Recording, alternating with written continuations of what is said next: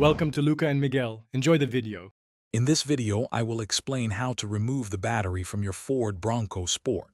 First, make sure you have a 10mm wrench and a battery terminal brush handy. Always ensure your Bronco Sport is completely off and the parking brake is firmly set before you begin. The battery is usually found under the hood, often on the passenger side, so open it up and take a look. This process is straightforward if you follow these steps carefully. Safety is paramount when working with car batteries. Always wear appropriate safety gloves and eye protection to shield yourself from potential battery acid. Begin by disconnecting the negative terminal first. This is crucial for safety.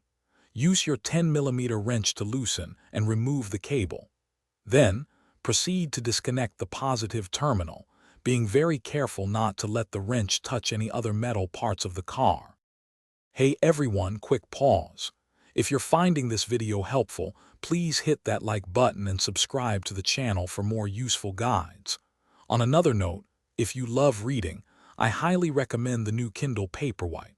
It's perfect for reading anywhere, anytime with its glare-free display. You can find a link to it and other fantastic deals in the description below. Now, let's get back to the video. Once both terminals are disconnected, you'll need to remove any hold-down clamps or straps that secure the battery in place.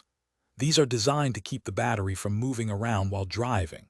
With the hold-downs removed, carefully lift the old battery out of its tray. Remember, car batteries can be quite heavy, often weighing 30 to 40 pounds, so lift with your legs. Before placing a new battery, clean the tray and terminals well.